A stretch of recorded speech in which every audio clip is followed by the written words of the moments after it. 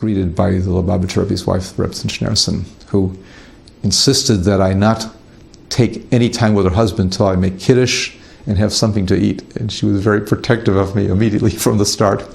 And I told the Rebetzin, I said, I really came to make sure that things are okay for your husband. And she said, your friend Dr. Tischholz has gotten things under control. I want to reassure you that you should make Kiddush and have something to eat, and you'll then meet my man, as she said. And I somewhat reluctantly consented, but I got to meet Rebetzn Jaya, who was just a most gracious and wonderful wife for the Rebbe, and I recognized what a high-quality lady she was. And she took her responsibility of being a good hostess very seriously.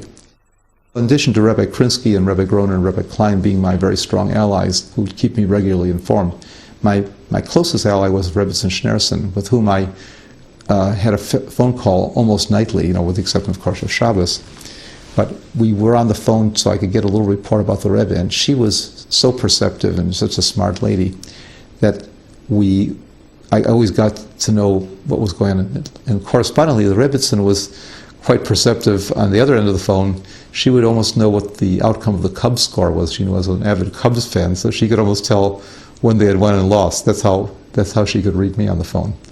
So we had a chance really to know the Rebbe in the days before the internet or internet pictures of the situation or direct data transmission. This was my direct data transmission, talking to Rebetzn Jaya, because she had such a keen sense of the Rebbe's real pulse.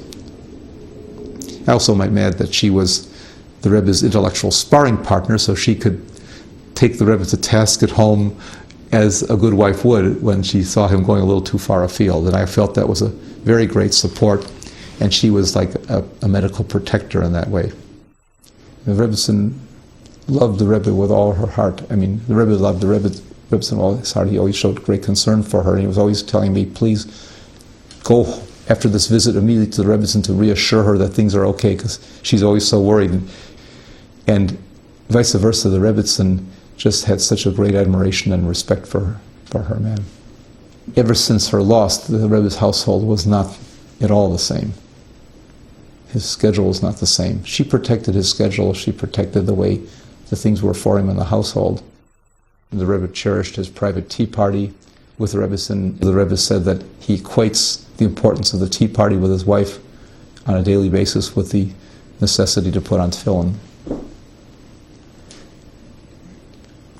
And he really meant that. He treasured her as a person.